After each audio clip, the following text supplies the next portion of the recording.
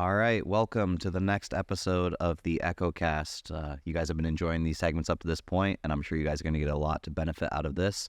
We have Paul Carter, the man, the myth, the legend.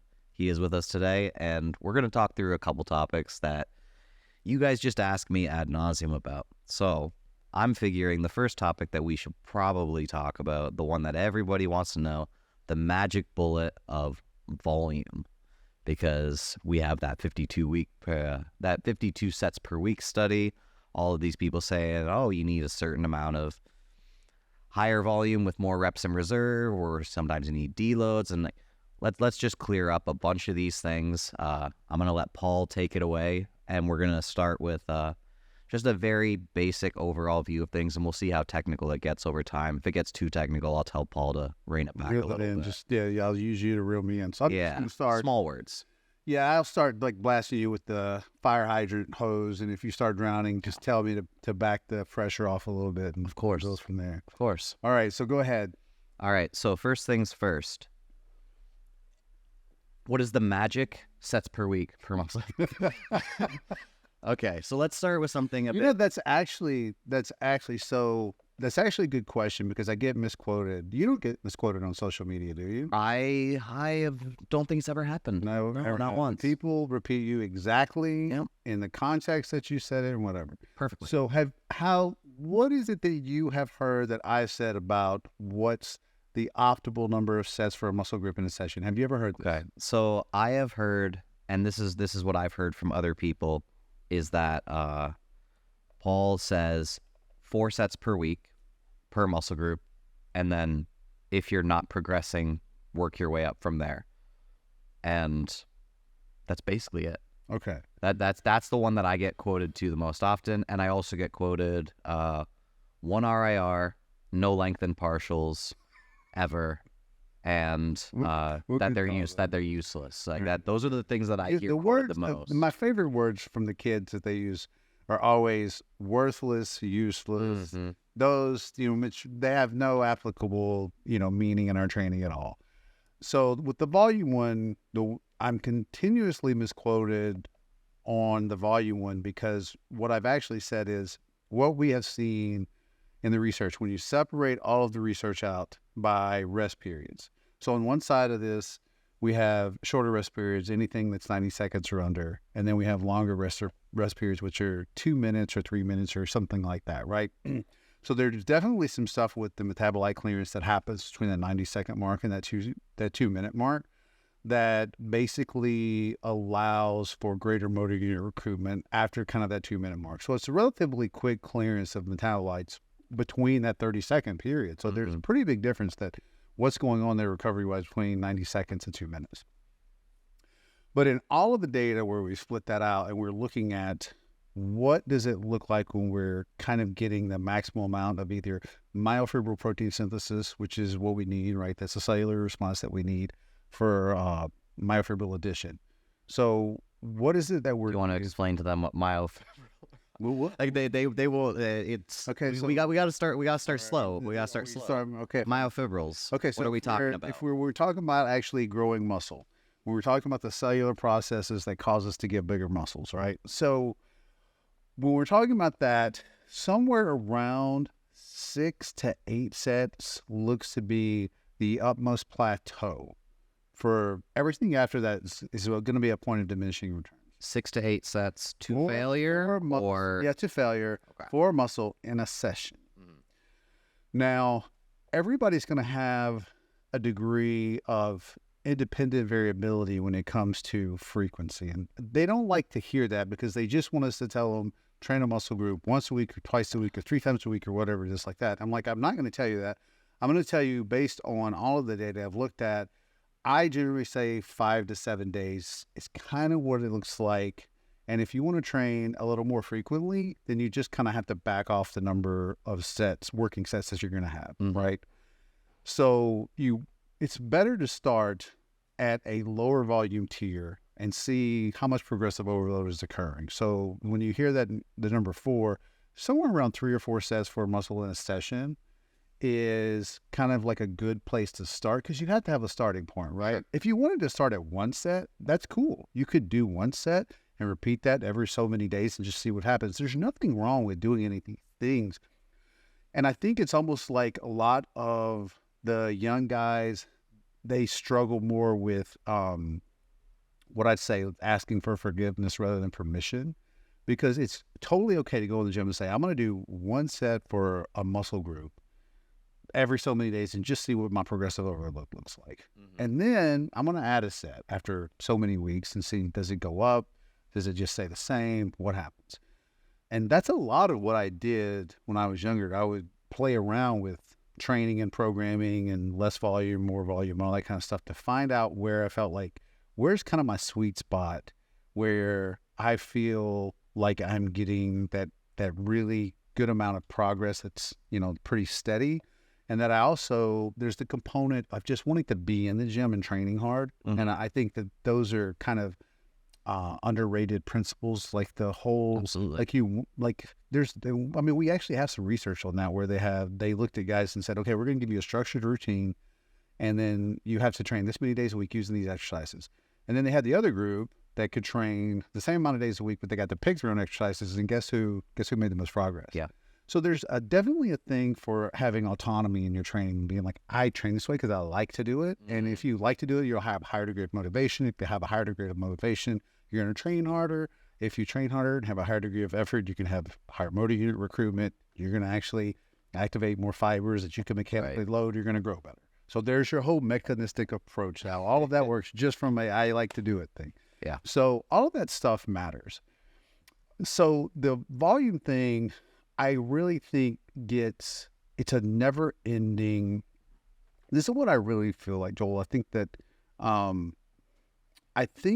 the volume thing is so obsessed about because a lot of guys will not accept that growing is slow. So if they're not growing as fast as they want to grow, they're missing bullet some that's going to component. change everything. They're missing some. They're like, I'm missing some component.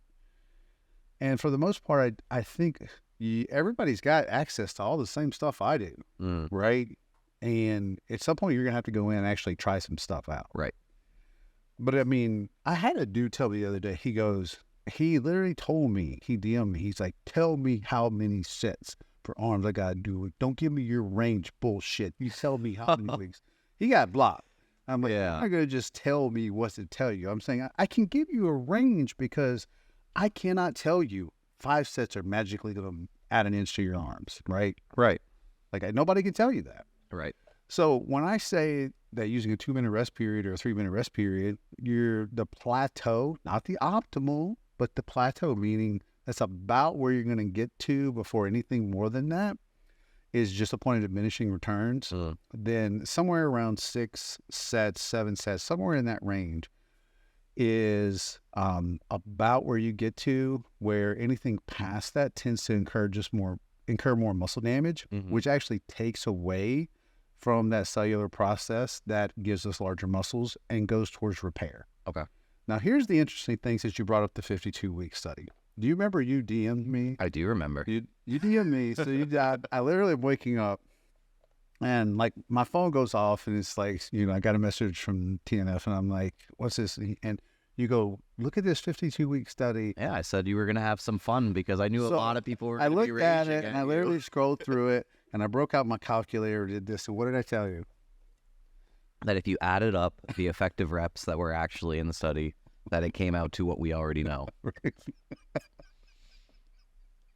No, it was like 3 minutes. You can't think on that level. No, guys, a bunch of people were asking me about it recently. I'm like, you know what? I'm gonna have Paul Carter on the podcast in the next little while. I'll just let him explain it to you guys. Here, that study really, it's a perfectly fine study.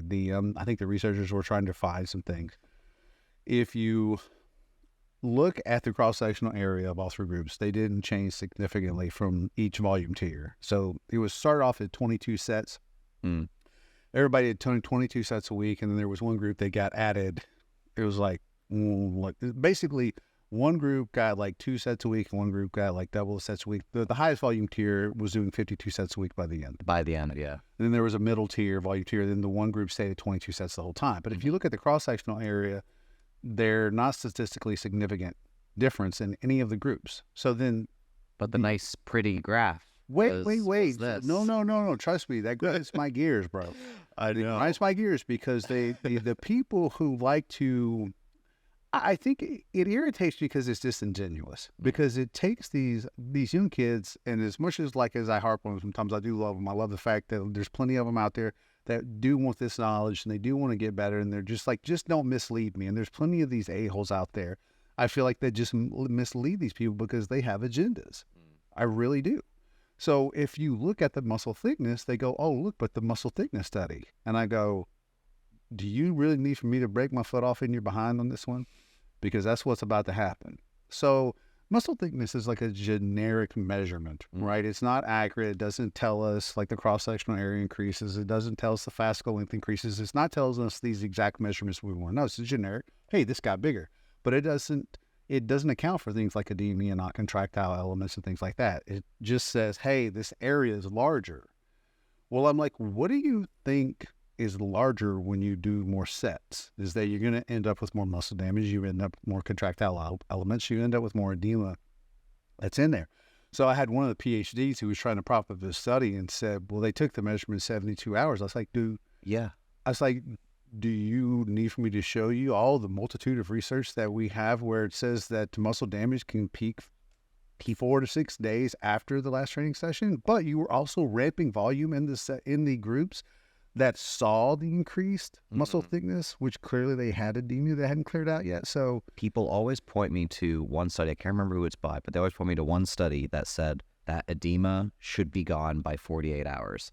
And I don't know why it is just this one individual study that everybody's decided to pick up on. And so as long as something's tested after that, they assume that it's done. Factors that go into that. Yeah. One of the things that Chris and I went over in our podcast about this is that it's not a coincidence that the two groups that had the greatest muscle thickness also were adding volume during those times. So it's not like the repeated bout effect was in right. length. They haven't already had the adaptations. They were doing more work. When we know that doing more work, and this was actually even covered in the meta regression on training to failure, was that doing more work is going to actually create more fatigue by way of muscle damage. Right. So they would have had more muscle damage. So 72 hours, in my opinion, would not have been enough time. If they would have waited, if they just did them, 5 or 6 days after, I would have been like, oh, well, that's maybe something. But the biggest thing there is that the cross-sectional area just wasn't really any different. Mm-hmm. So they were getting all of the growth they were going to get off of the 22 sets. Right. Well, the thing that I found the most interesting about that study in particular was the people who were propping this study up to say, oh, look, more sets equals more growth, etc. They weren't then saying to people to go do it because they understood the practical. That was actually outcome. The next point I was going to get to. Mm-hmm. So is there, the other thing I usually ask myself whenever like any of the research comes out is, are we just doing this study to look because we want to see specific physiological outcomes? Or are we doing this because we are trying to further along the ability to do better training and programming for people? So nobody's going to go do 52 sets for legs. And then the other thing that nobody wants to really talk about here is, if you do understand the physiological concepts of all of this stuff, no advanced guy is going to grow more off 52 sets a week. Right. Right? Because, and I don't know how deep that you want to get into that, but basically the fibers that are controlled at the highest end of the high threshold motor unit pool are going to be the first to fatigue. So they're going to be the least mechanically loaded in those big volume studies. So again, once you hit that, that's why that kind of threshold exists, and there's a nonlinear kind of pattern that goes with volume where you do a set and you get a stimulus. Like the biggest amount of stimulus, the bang for buck that you get in your workout is that very first set you do. Sure. Right? That's that boom. That's you get that big one. And then the next one is like, yeah, you get a little bit. But because fatigue exists. Yeah. Fatigue exists, right? Like it's there. So then you do another set and it's like, nah, you get a little bit. And then if you go from that one set to get the same amount of stimulus that you get from that very first set, it's 5 more sets. Yeah. You'd think from talking to some people, though, that they think that it's on a... It's just like a linear... just like some people I've seen, the way that they and they would never say this outright, but they almost act as if it's exponential. And when it comes to volume, it's the exact opposite. Yeah. Well, they don't talk about them in this way because, again, it kind of destroys their narrative. So if you take it back and you go to this, you get that the one about say, well, I know all these people that do high volume and they grow just as well. I'm like, you can do high volume and grow as well, but you'll have to use short rest periods, or you'll be in the gym forever, or you'll just create an enormous amount of fatigue that you'll not recover from in your subsequent sessions. And then we lead to deloads. So people needing deloads every 6 weeks. So if you're doing a longer rest period, it takes 5 more sets to get the equal amount of stimulus that you got out of the first set. Mm-hmm. If I do 3 sets with a short rest period, how many more sets does it take to get the same amount of stimulus that I got from those 3 sets with a short rest period? It'd take a lot more. 18. Yeah. Huh.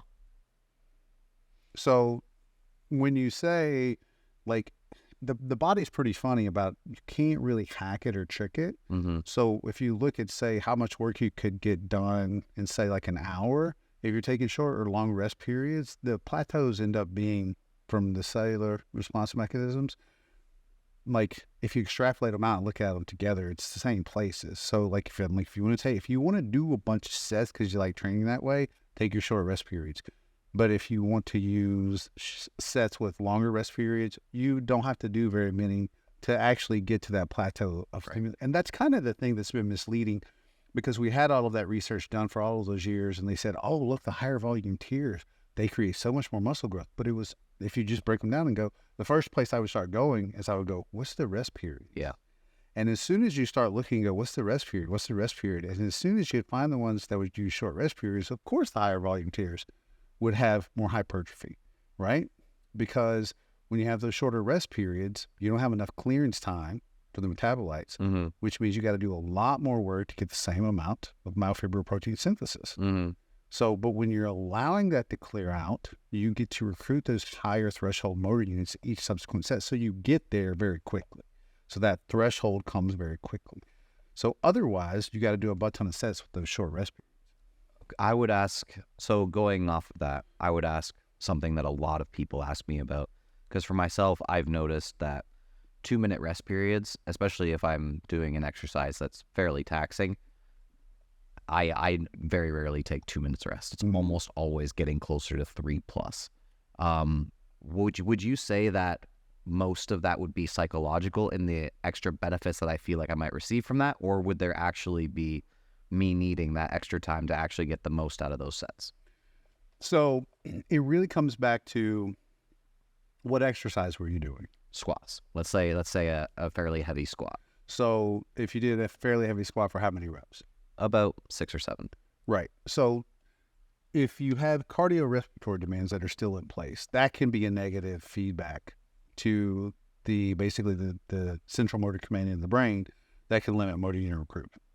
Any type of negative feedback loop that you have back to the brain, the sensory part of the brain, will be like, this is painful, like I'm breathing too hard, any of that kind of stuff. And it pretty much increases your maximal tolerable perception of effort right away. So things feel harder, right? Mm-hmm. So if you take a short rest period after a hard set of it, because I personally think a very hard set of 8 reps on squats is hard, right?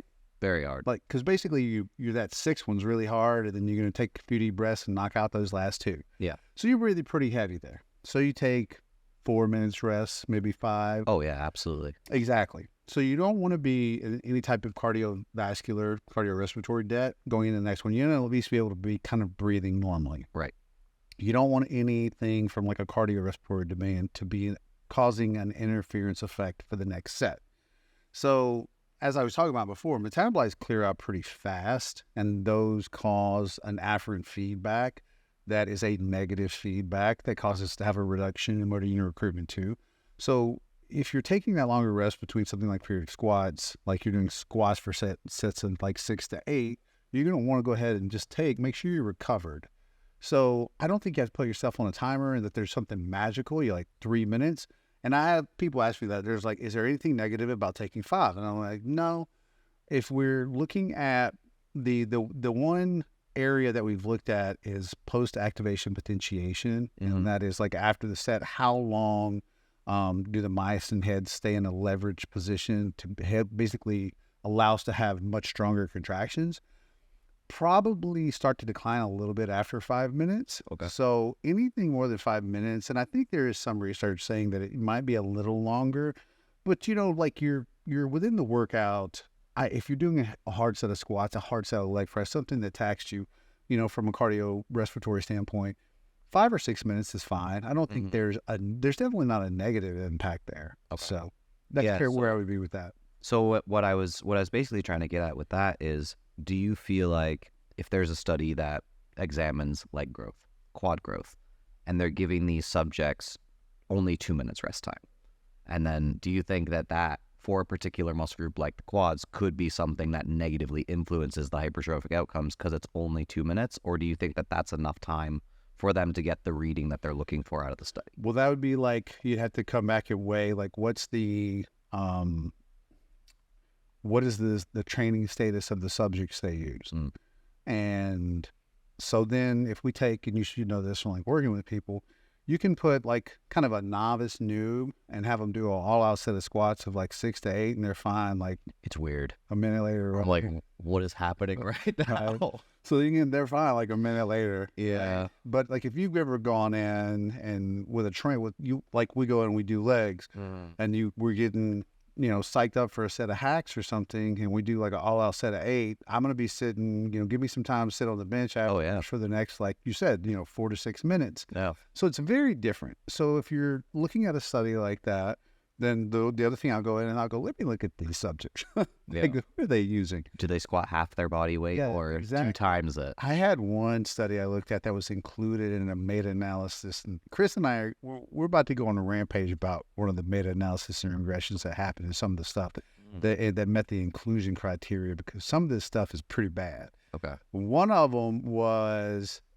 they were considered recreationally trained if they had done one leg session in the previous 6 months. Oh. So a lot of people don't realize about research is that you oftentimes have to dig into, especially on meta-analysis and regressions, dig into all the stuff they're using, figure out what was this one. Did it shift that mean somewhere in there because they included it? Because that happens a lot. Oh, I've seen some where you have an individual point where this person went from here to here. No, where you're talking about an individual study, and you ever go in and you're talking about in a meta-analysis. Oh, in meta-analysis or the individual studies. And Chris and I broke one apart, and I cannot remember what it was on, but we were reading, and I said, why did this study can't come out this way?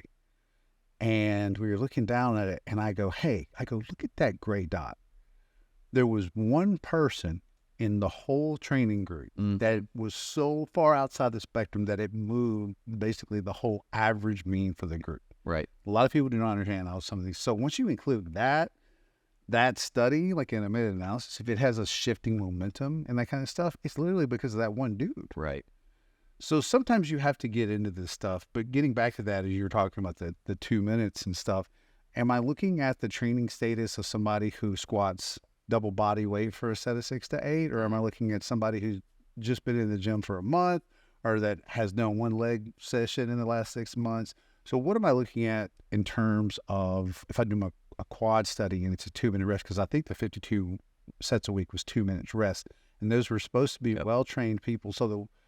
And I think it was like 1.5 body weight squats or something like that. It was pretty good. Like these are so they were supposed to be doing sets. I wouldn't say sets of these, like they even varied their rep ranges. So one workout, I'm pulling all this from memory. One workout was a lower rep range workout. One workout was a higher rep range workout.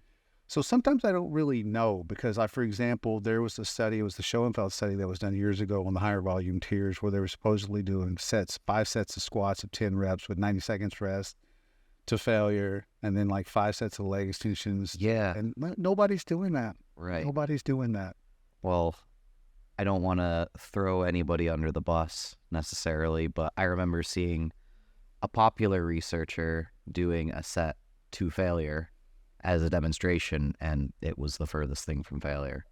And I was like, okay, if this is the person that's in charge of some of these studies that are to failure, that automatically is going to call into question whether they're actually considering failure. And I think there, on the flip side, there's other ones who, because if you read in that 52 sets a week study, they actually say in there, if they aren't going to hit the target reps, then somebody assisted them. Oh, okay. So that's literally the opposite side of it. Yeah. It's like, in other words, if they weren't getting them, they had assisted reps done. Right. So in some of these studies, and I've heard this from guys that have been involved in some of the research, is that it depends on who's running the study. Mm-hmm. So some of the guys that are running the studies, I guess, can have some pretty brutal training that goes on in those. Yeah. And then some guys, like you said, they just don't. They're like, oh, yeah, that's failure. And I'm like, that's not failure. I'm just trying to imagine 52 sets with assisted reps. Well, the other part, I was getting back about that. So the practical application, there's not really a practical application for that. Right. Because you'd have to train other parts of your body. They only train quads during that time, right? Mm-hmm. They're only training lower body during that time. So the normal average person, even if they were a high level, let's say they're a high level competitor, still has to train the other parts of their body. So there's a certain amount of resources that have to be allocated to train the other parts of their body. So you still can't do kind of real life comparison because they didn't have them doing their whole body in the program. Right. Had them So no extra fatigue demands or anything like no, that. and that does matter. Mm-hmm. So that didn't happen either.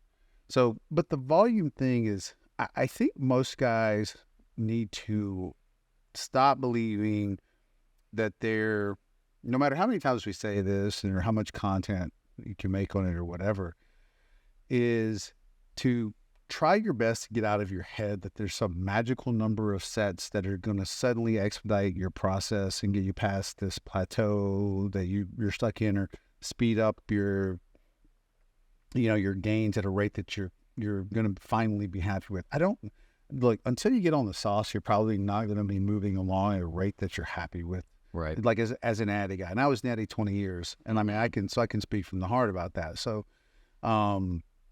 it's never fast enough. Yeah. And there's no amount of like food like that's gonna, like, you can't eat into a faster rate of growth. You can't volume into a faster rate of growth. You can get to your body basically a point where you can give your body enough of a stimulus, and then you have to basically allow those adaptations to happen, right? And that you're not overrunning your recovery by inducing a bunch of muscle damage. Yeah.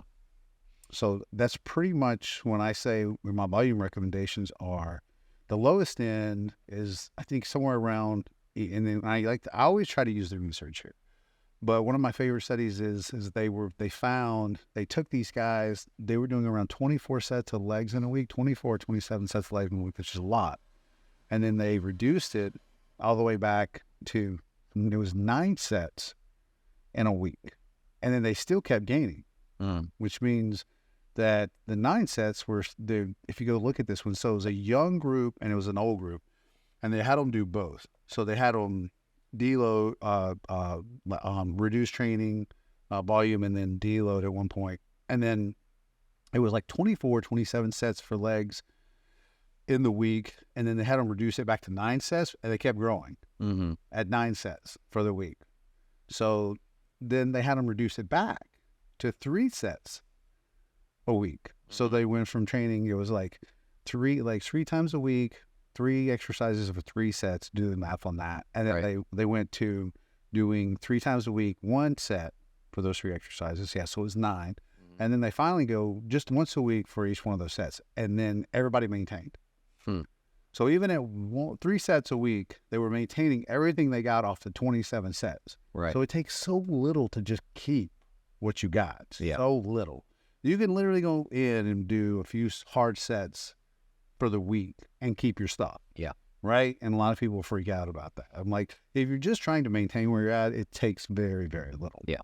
So if you think about what does it take for me to grow, it's just a little more than that. Exactly. That's the best way I Exactly. think I've ever phrased that, is like, what does it take for me to grow? Just a little more than that. Yeah. So if it takes this tiny amount to maintain, what does it take for me to grow? Just a little more than that. Really, and you would be the one I would put this back on. I don't know if you saw that study that came out recently. There's been a couple of bulking studies with calories, and I don't really do the stuff anymore. But I have said for a long time, like, You don't really need to eat a ton over. I think you and I have both have said this, and we've caused some flack for that. Very true. Is like you don't really need a ton over your maintenance to grow. You can't really force feed it. I don't. Somebody doesn't. explained to me how the mechanism behind force feeding would cause you to grow faster. They did, or No, they I'm tr- saying or you're asking somebody to. No, I was like, okay, that's fine. Explain. Look, I don't do the BS talk. I don't do the bro talk. I'm like, cool. Explain the mechanism. Right. Explain me the mechanism. So if force feeding protein will cause you to grow faster, explain the mechanism and see how that'll happen. So I think what's happened for the most part is most of the people that have come from the perspective of force feeding muscle growth works are people who were small for a very long time, and then they started eating a whole lot more and they started growing a whole lot more. But it was because they'd never actually tried smaller surpluses in the first place. Yep. So like that was something that happened to me where I was not a big person for very long. I was around 170-ish pounds for a long time during my lifting career, just kind of staying around maintenance. And then I went way above on calories for a while. And I experienced the most growth I'd ever experienced. And so that kind of gave a positive feedback loop in my head that, it was the bulk massive is amount. At. Exactly. But really it was just eating more in general. I could have done that with a whole lot less. And It's kind of like the volume stuff, right? That I was talking about with progressive overload. Is like start with a little and see what's going on there. So if you pile on the calories, right, you can sit at home and watch the scale go up. Oh yeah. Right. But if you're actually trying to do this in a meticulous way, you may tell you something I said pissed people off big time. I always have one thing here or there, but like this one really made it right. I said, you probably don't need to get above 12% in your bulking phase.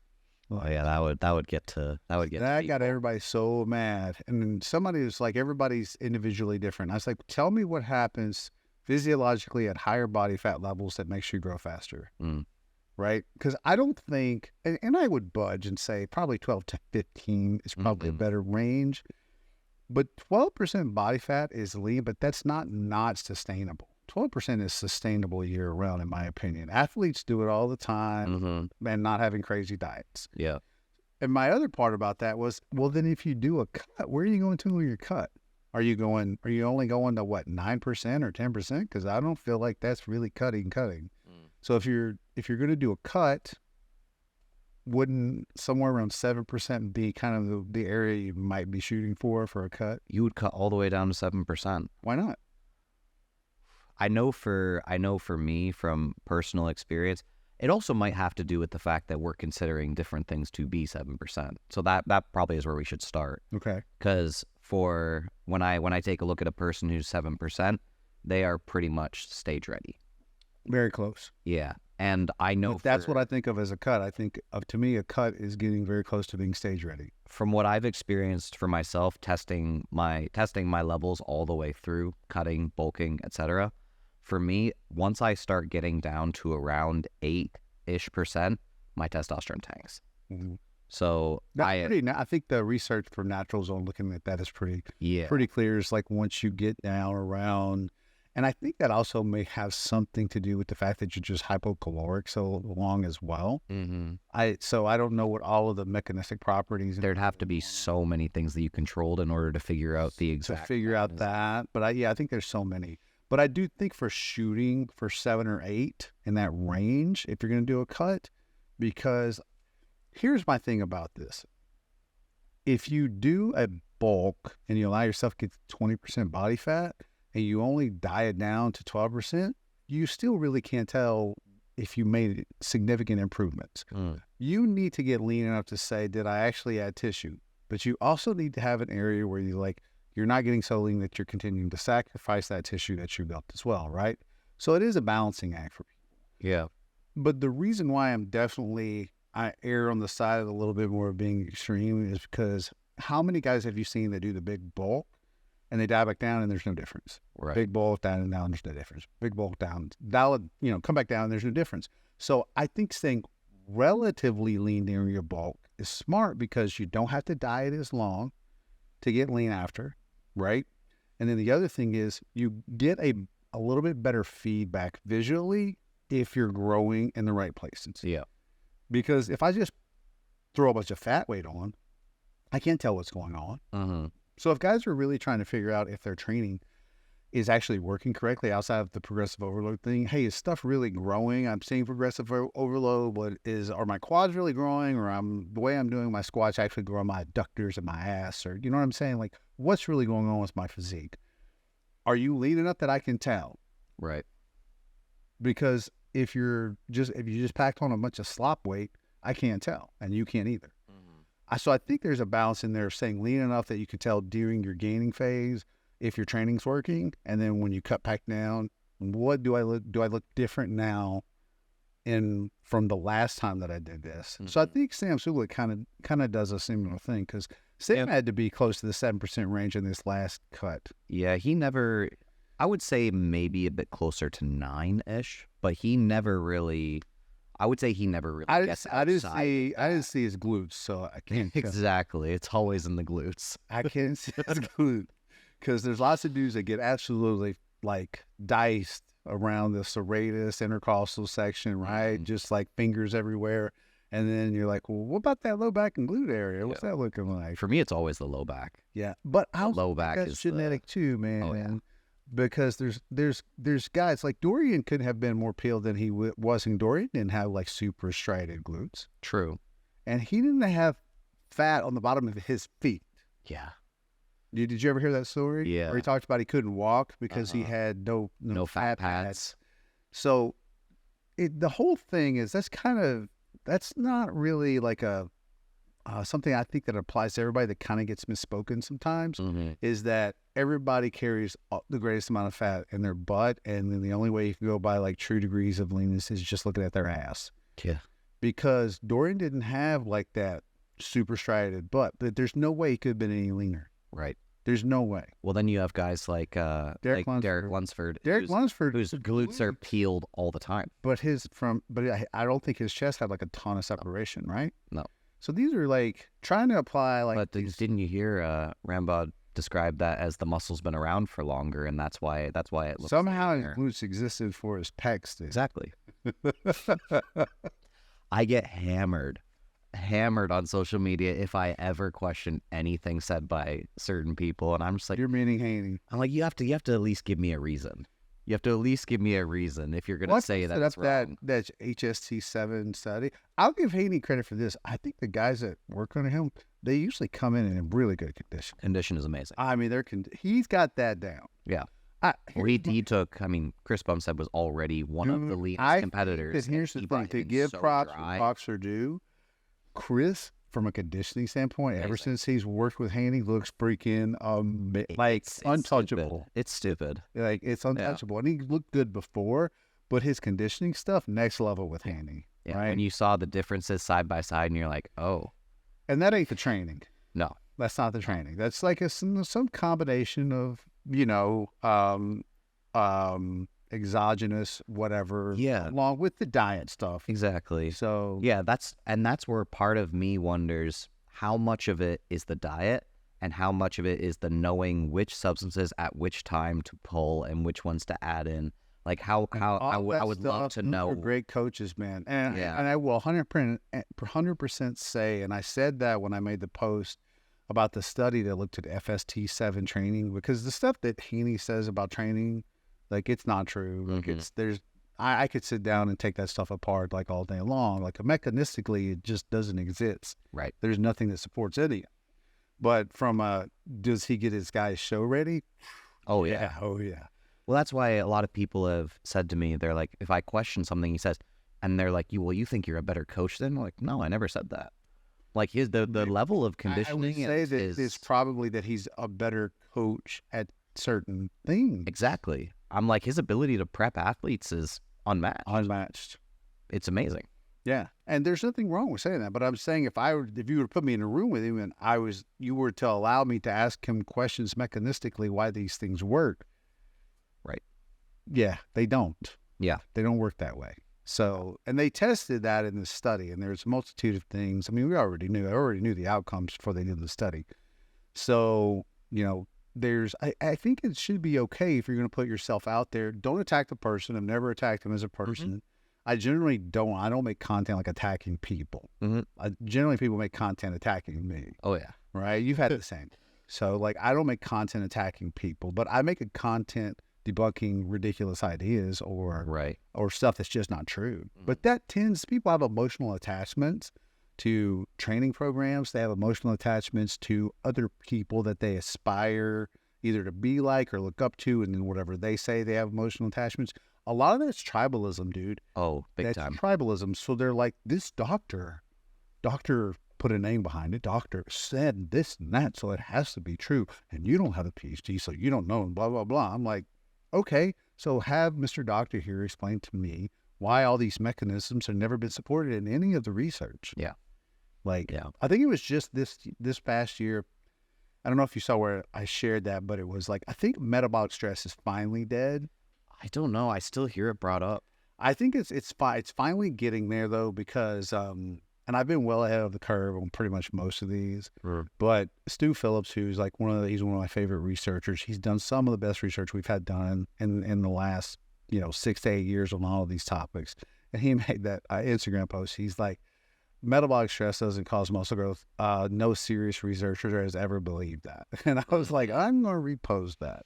So Yeah. that was pretty much, I was like, his lab did 3 straight lactate studies that proved there's nothing going on with muscle growth and metabolic stress. And they're like, they did they're like, we're going to test this.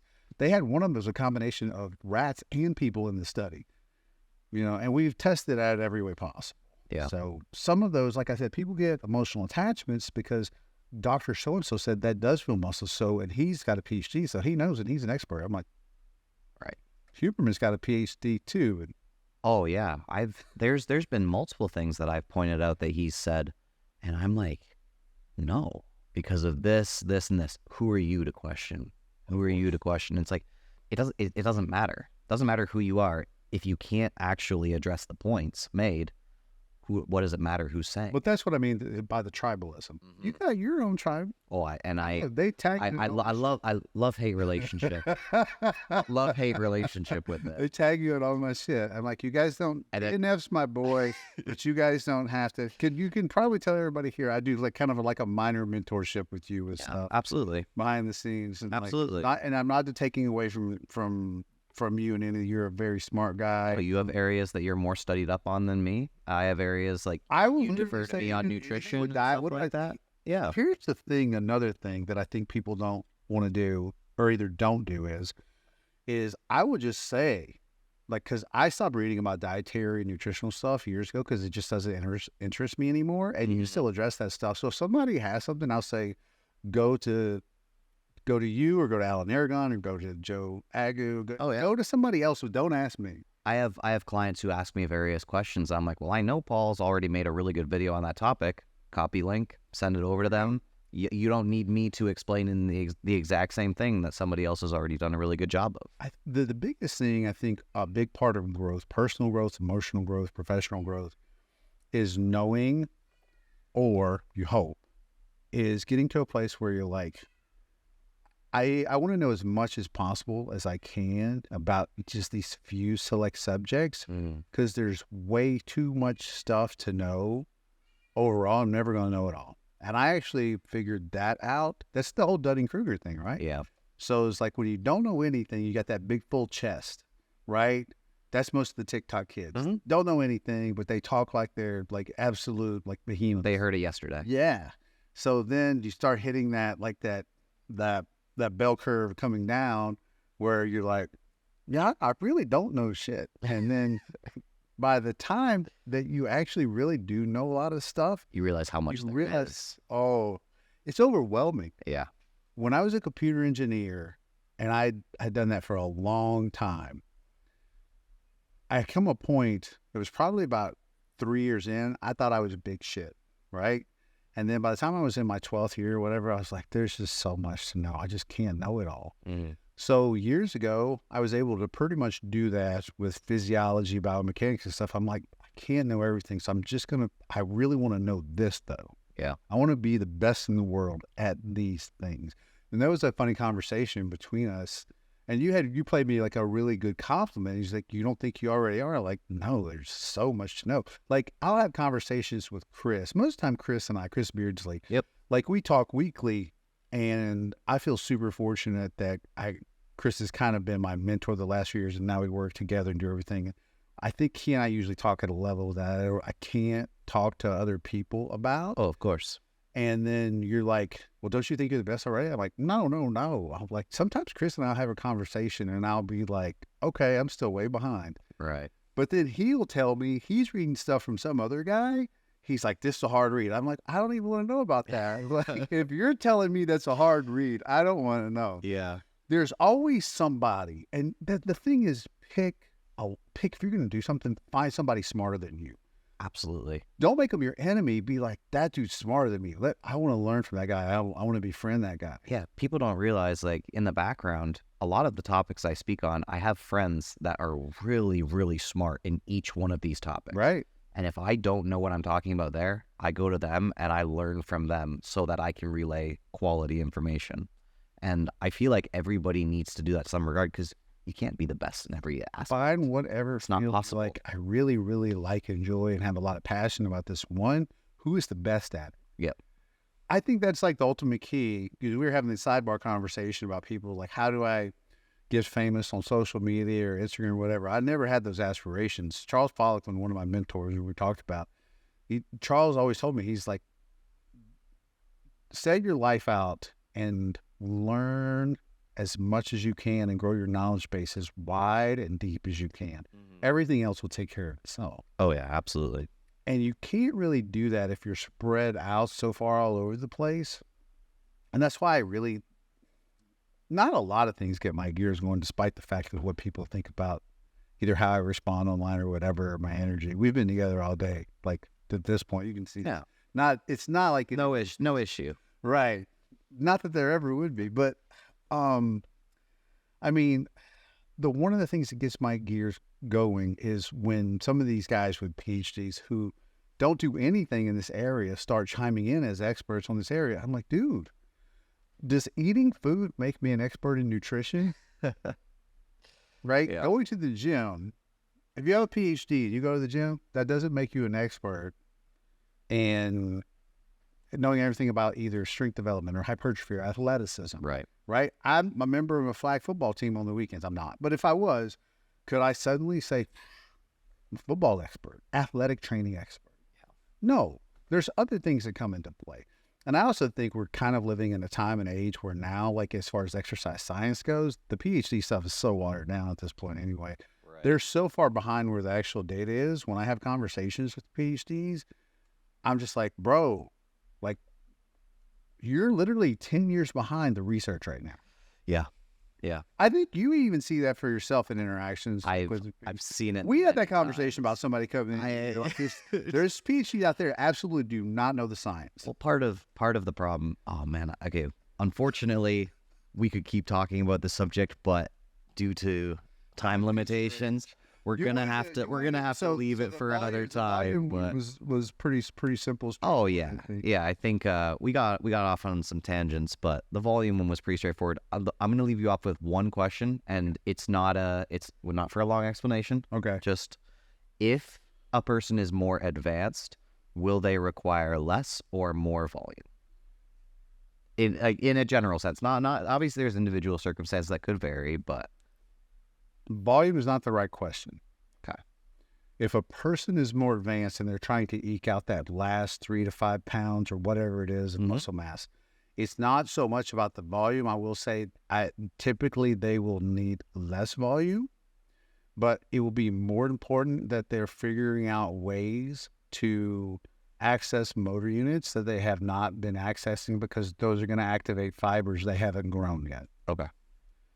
And that could lead to our next topic that I do want to talk about. Okay. Because if we're talking about different mechanisms for growth, okay, we know you're the stretch-mediated hypertrophy guy, so I think that's going to be... Apparently I'm not. Apparently, so for some reason, I'm the anti-stretch mediated hypertrophy. Well, you got to leave that for our next segment. Is that all right? Yeah.